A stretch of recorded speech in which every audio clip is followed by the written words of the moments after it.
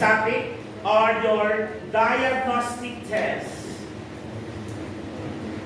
Diagnostic tests. So let's talk about the diagnostic tests and laboratory exams. Laboratory exams. Okay? Now, that is given or a pregnant woman needs to undergo. Okay? A pregnant woman needs to undergo. Okay, so what are those diagnostic tests, sir? Okay, number one, of course, hindi mawawala ang pregnancy test. Pregnancy test. Can you do a self or DIY pregnancy test? Do it yun? Yes, pwede naman yun, DIY pregnancy test na, because you can buy this over the counter.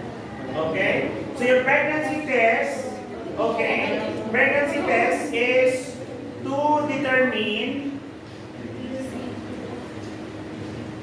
if woman is pregnant.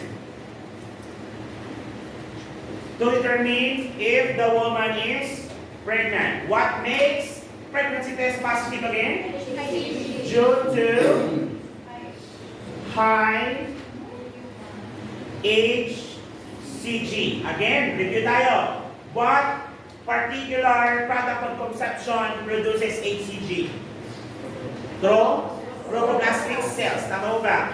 So, from a trophoblastic cells, what are the structures that will be formed? What are the structures that will be formed from a trophoblastic cells?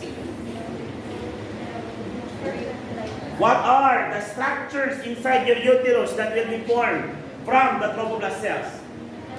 Ano ba yun? Placenta, amniotic membrane, yung chorion, yes, which is your cord, tama po ba? Yes, okay? Including the amniotic fluid.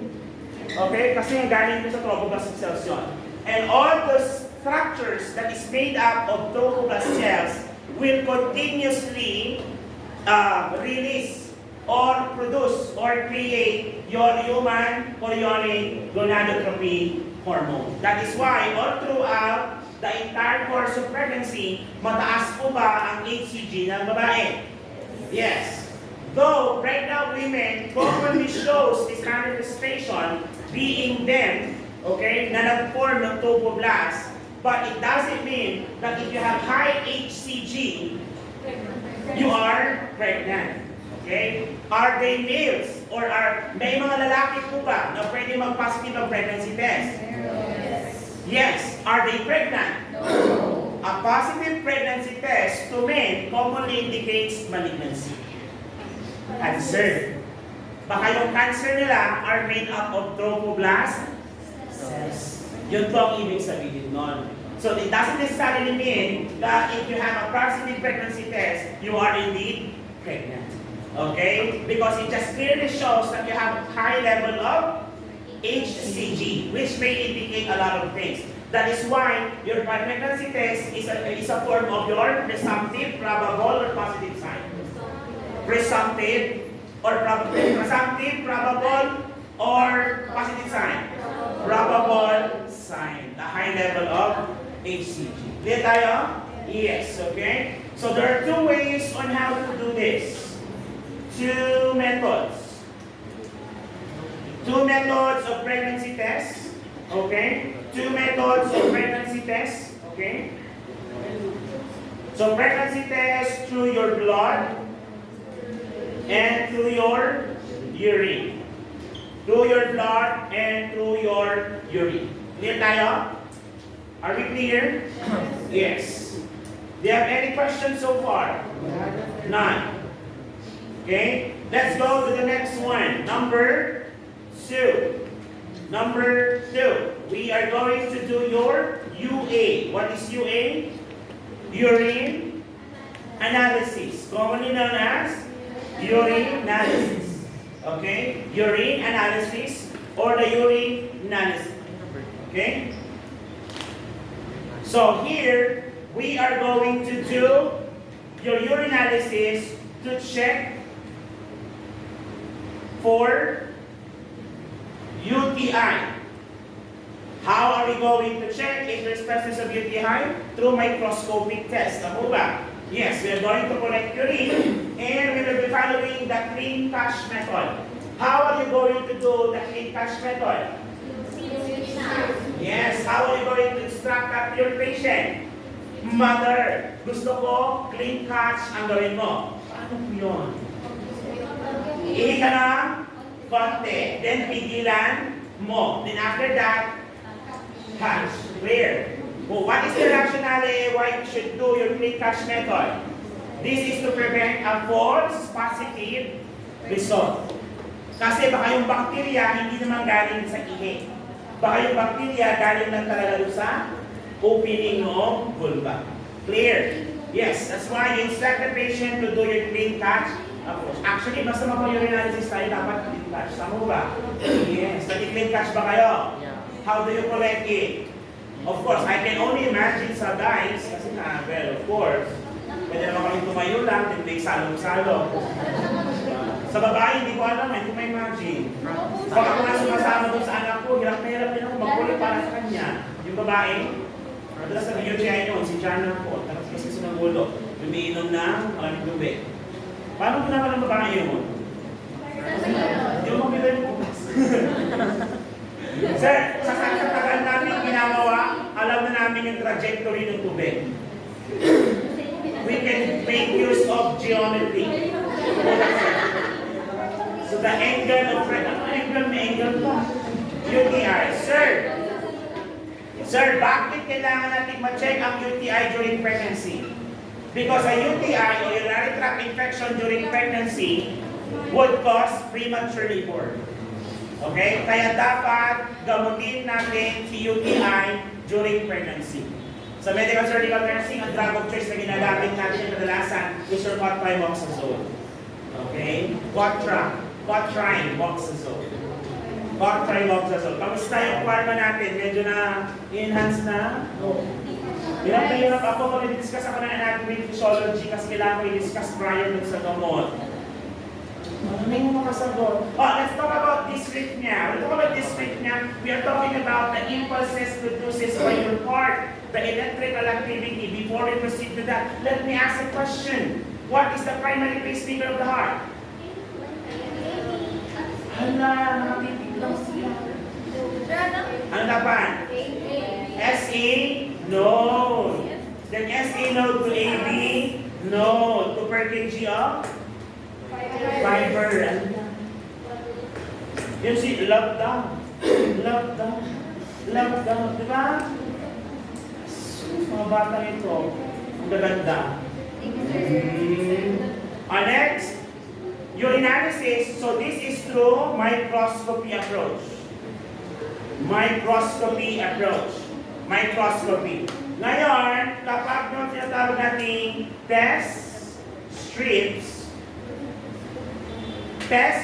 naman, pwede din yan. Pwede naman sa microscopy ito mga to. Pwede, pero pwede naman natin sila makita through test strips din. Example, the presence of protein.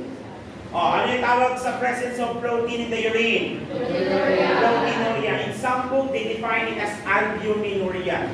Okay, albuminuria. Kasi talagang lumalabas na form of protein sa ihi is albumin. The largest protein in the body. Remember albumin? Albumin is the one that maintains what? Fluid regulation phenomenon in our body. I have asked you to watch a video, right? Fluids in electrolytes. This is osmotic. Diba? Ano sa osmotic flush? Hindi na naman yun. Sabihin ko kasi panawarin nyo para madali nyo maintindihan ang fluids in electrolytes, kaya yung kidney conditions, kidney medications, hindi nyo maintindihan kung anong osmotic diuretic, hindi nyo ang loop diuretic, kung hindi nyo maintindihan ang fluid flow sa katawan, from the intracellular to extracellular compartments. Ano ang kinalaman ng osmotic pressure doon? As much as we would like to discuss that now, we cannot. Kasi we have limited time. That's why I sent a video for you to review. Review yung promise. Okay? It has been a big help sa mga third years natin ngayon. Kasi nagugulat yung ibang siya, but as early as now, alam na nila ang FNP. Which is a good thing. Dapat gano'n, matuwa din sila sa inyo. pagdating ng third year. O, sige. Proteinuria. Ano pa? Ano naman ang tawag natin kapag nakakita tayo ng glucose or sugar? Glycosuria or glucosuria can be used. Next. Okay? Pyuria. Ano naman ang pyuria? Gawgal. Anong pyuria? What is pyuria? Pyuria. Ha? Pus. The presence of pus. Okay, kaya kapag nakita kayo ng papayurinalysis, di ba? Meron tayong pus cells, 2 to 3. Ganoon? Kapag lumabas ng 5, medyo mataas na yun. Okay? So, pus cells. Alam mo yung technique para ang urinalysis nyo is free from infection bago kayo magpa-test? Mag-pineapple juice ka for 3 days. Bago yung test. Ay, uminom ka lang ng mga, or kumain ka ng mga pagkain na mataas sa acid. Mga acid fast diet. Okay, mga prunes, cranberries. Cranberries is now my favorite. Yes, cranberries. Okay? Okay, ngayon, ano yung mga sakit na pwede ma-identify through test strips? Pagbuntis. Proteinuria may lead you to understand na baka possible siya meron. PIH. Nasa si PIH? Yes. What is PIH? Pregnancy induced? Very good. Ano yung tatlong classical symptoms niya? P. H. Yes, meron silang edema, okay? Glucosuria, presence of glucose in the urine. What possible condition in pregnancy will indicate? Yes, your gestational diabetes mellitus. We will discuss this more pagdating nyo sa second semester. Pag pinasa nyo ang maternal 1. Gusto nyo bang pumasa? Yes! So, anong gagawin para pumasa? Ang aral ng ano na? Sleep. Magdasa. Dinasala mo lang yung piece paper mo, walang lalagyan na sa water na lang. I leave it up to you, Lord. God will provide. Oh, pyuria, pass. Of course, your pass will indicate UTI. Okay, hindi lang basta-basta UTI. Minsan, malay mo meron kang tulo. STI tulo daw, pabilisin. Okay? Sexually transmitted infection. Oy, mag-ingat-ingat kayo ha. Ang gonorrhea, malapit na siyang incurable.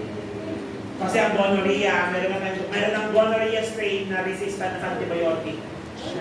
Hindi na kaya ng mga antibiotic na available. Gonorrhea yung tulo. Updated na sir. Ha? Updated. Yes, kasi I teach communicable disease nursing in review. So, I should know. Ano ito ako ng communicable disease? Kasama niyo yung mga STI, HIV, syphilis, yan yung mga sakit nyo. Uy!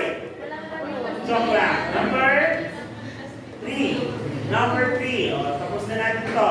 Blood studies. So, pag blood studies, of course, serum studies ito, tama? Ano gawin natin? Should we drink the blood?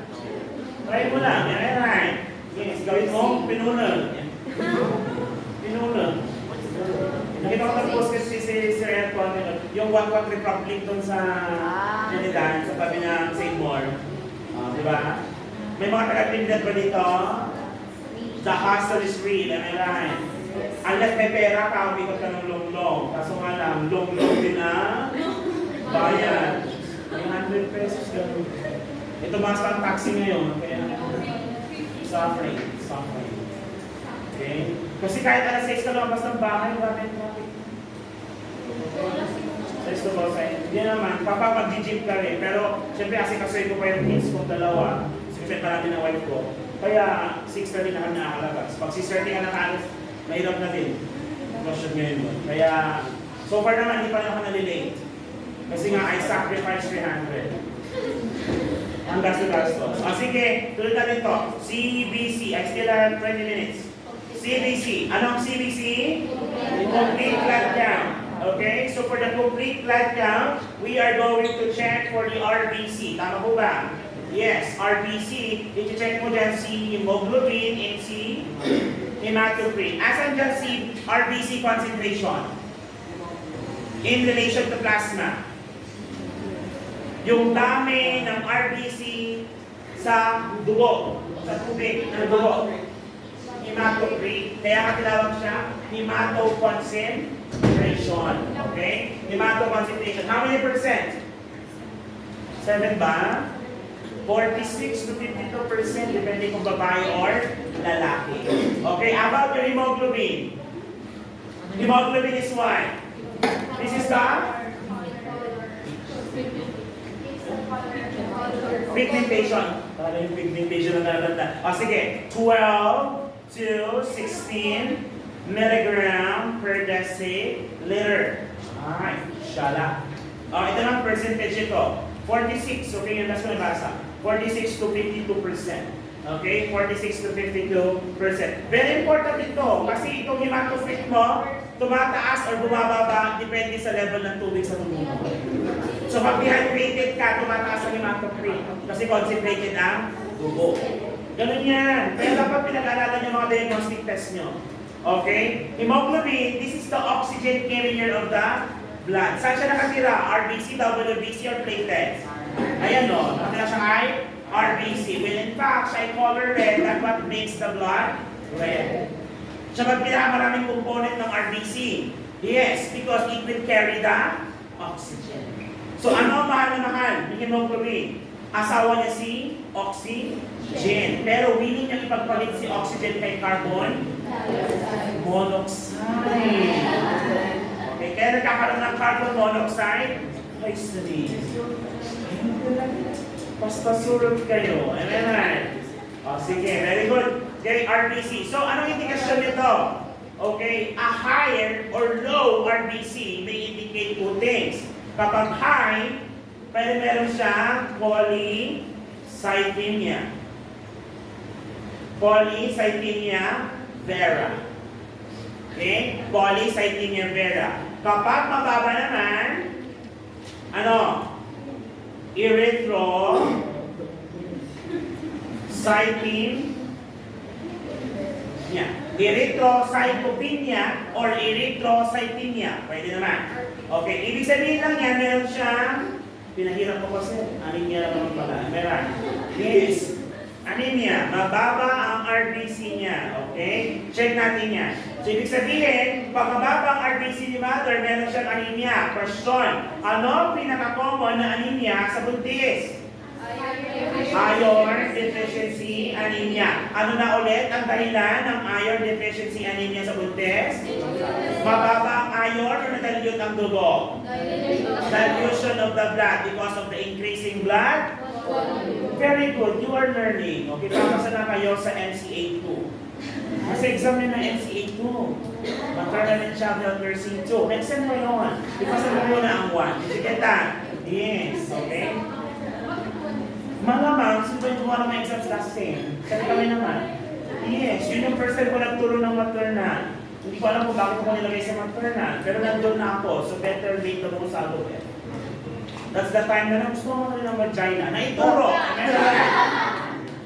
But, don't get me wrong, gusto ko na siya prior. Kaya nga nakatatlo, right? Tatlo sa asawa ko, did you get it? Huy, wala na sa iba. Asawa ko lang. Uy, nakapigil to, baka malangan na asawa ko. Walang ganon. Tuwang-tuwa ka, Mr. Austria. Tuwang-tuwa ka talaga. Anong nangyari ng anniversary? Wala na. Wala na, kulang. Napag-aralan mo ba? Ang anniversary mo ay, Mr. and Miss Juan. Nagtatago. Tatago yung anniversary. Nag-aakit mo ba yung mga dalawang composition? Wala na. Ay, ka-Judy na naman. Wala talaga. Mas mahal niya na yung ka-Judy ka. Joke lang. Joke lang. Boy, tama na yan. WBC. Ay, by the way, what's the other name for RBC? Erythrocytes. Kaya pag pag mabami, erythrocytosis. Pag konti, erythrocytemia or erythropenia. Clear? Yes. O ano naman ang other name ni WBC? Leukocytes. Tama. Pag mataas, leukocytosis. Pag mababa, leukopenia. Clear tayo. So para sa ang WBC? To fight infection. Tama po ba? For your immune system. Tama po ba? Yes. So yung WBC is for immune system. Pag mataas yan at mababa. Pag mataas yan, nabalikan natin ang discussion natin. Immune system changes in pregnant women. Ang immune system ng buntis, tataas, bababa? Bababa. Tataba. Tataba ko na rin. Bakit ito? Tataba daw. Ano nangyayari? Bababa. Bakit bababa? Kasi baka ma-reject, mamatay si fetus. Tama po ba? Yes. So pag meron tayo mataas, ang tawag doon, sensitivity. Hypersensitivity. Okay? Pag may hypersensitivity, pwede ba magkaroon ng autoimmune conditions? Pag sinabing autoimmune condition, sarili mo, immune system, ang atake sa iyong sarili, katawan. Maganda ba yun? No. Okay? Then, pag meron naman tayong decrease, anong tawag dyan? Meron tayong infection. Prone tayo for infection. Tama mo ba? Prone. Ilagay mo dyan. Prone. Okay? Kasi kapag mataas, infection din naman. Pero kadalasan kasi tumataas pag may infection na. Pero pag mababa, prone ka for infection. Gets mo ba? Yes. Kailangan pag-isado nyo rin sila differentials. Sabi nyo sila differentials?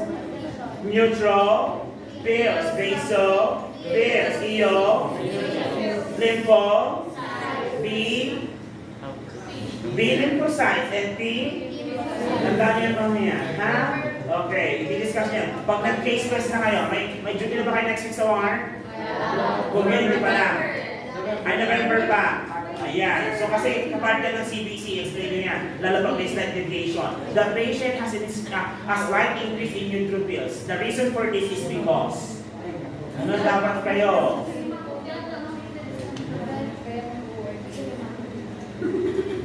Okay? So that is your CBC. Yes, sir. Ano naman po kapag platelet? Platelet. Tama ba yung spelling ko? Okay, akala ko may T sa dulo. Platelet. Nakakapupo. Yan na. Nakakapupo ang spelling. Ako naman. Ako din ako. Yan na. Pwede naman asalin ng sarili, meron. Huwag lang asalin ng iba, mas okay yun. Mas okay asalin na ng sarili para hindi ko makapanagit ng damdamin ng iba. Diba? Agustin, kamusta na kayo? Uy! Pasuliyap. Di mo alam kung hindi niya tinitignan sa... Joke lang. O, platelet, para sa platelet. Other name muna. Other name ng platelet. Takip. Other name ng platelet. Thrombocyte. Anong function for clotting? Tama po ba? Yes. Bakit importante na dapat makuha natin ang platelet? Because this would give us an idea kung gaano karami ang pagdurugo ni mother. Okay, why? Because an increased level of platelet and a decreased level of platelet may indicate two things. Number one, pag mataas ang level, pwede tayo magkaroon ng clotting formation problem. So pag nagka-clot agad-agad ang dugo, pwede bang bumara? Yes. Pag yan bumara sa ugat ng utak, anong sakit? Pag bumara sa ugat ng puso, myocardial infarction or coronary artery syndrome or diseases. Clear tayo? Yes. Pag mababa naman, decreased clotting leads into bleeding disorders. Imagine, si mother po ba, mga anak? Pag makakadak si mother, may iwa ba ang kanyang cake?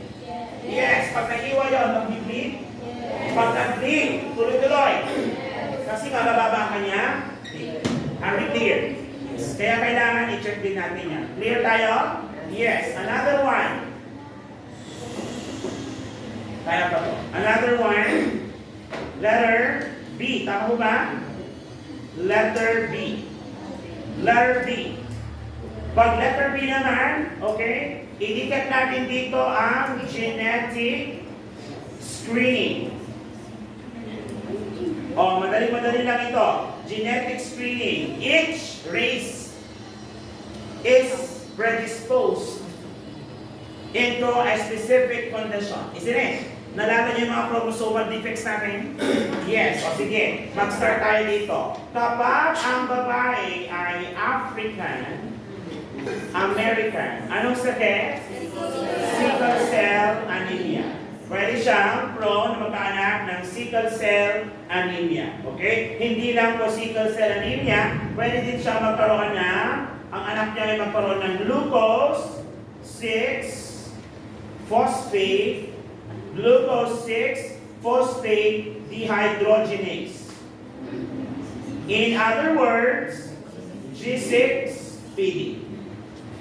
In other words, G6PD. Eh sir, paano naman sa ating mga Asyano? Asian or Mediterranean? Saan ang mga Mediterranean? Mediterranean. RR, tama no? Mediterranean. Saan naman ba ng Mediterranean? Sa Europe, sa mga panbayan kay Italy, gano'n? Ano, di ba? O, hindi ko alam. Basta mga Mediterranean. O, yan tayo mga Espanyol, ganyan, Portuguese, ganyan, di ba? Di ba? I could be wrong. Okay. So, Asian. Ano naman ang common sa kanila? Betamax. Beta-thalassemia. Beta-thalassemia. Beta-thalassemia.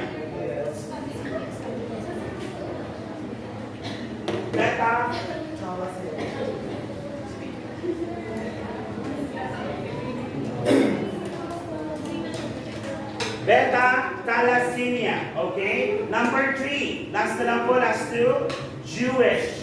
Jewish naman, common sa kanila ang Tay-Sachs. Tain niya Sachs. Tay-Sachs disease. And number 4, sa aming mga Caucasian. Saan banda yung Caucasian, sir? Sa puso. Caucasian.